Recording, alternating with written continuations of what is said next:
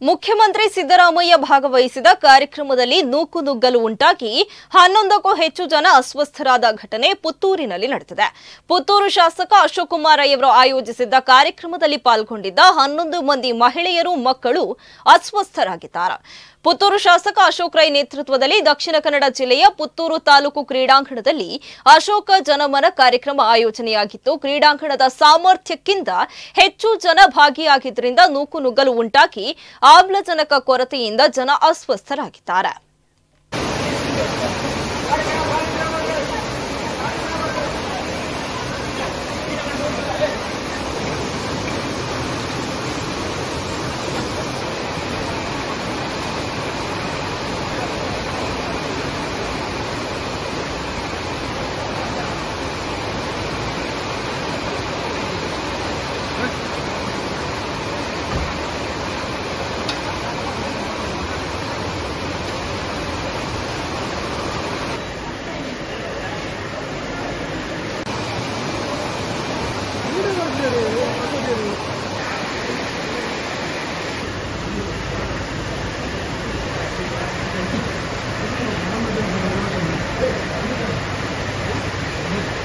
Okay.